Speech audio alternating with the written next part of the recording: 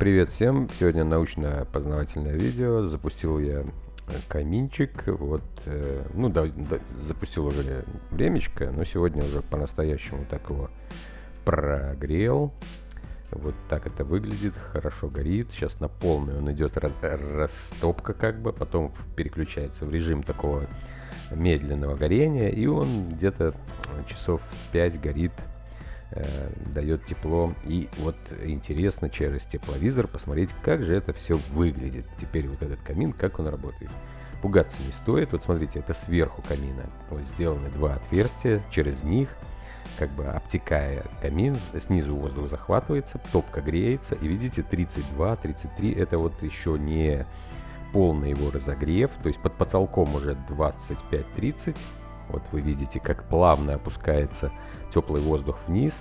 Получается, вот эти двери, где две комнаты еще, теплый воздух идет кверху, естественно, и начинает заполнять сверху комнату, остывает. Вот видим, граница 18-19, ниже уже 17.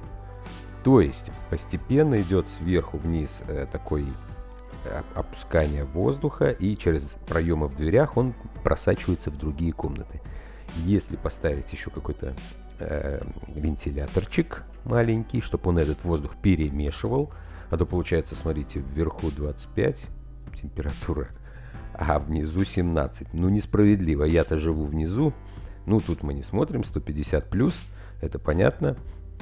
Ну, надо смешать эту смесь. Можно, она сама, конечно, смешается, но лучше бы это все конвертнуть.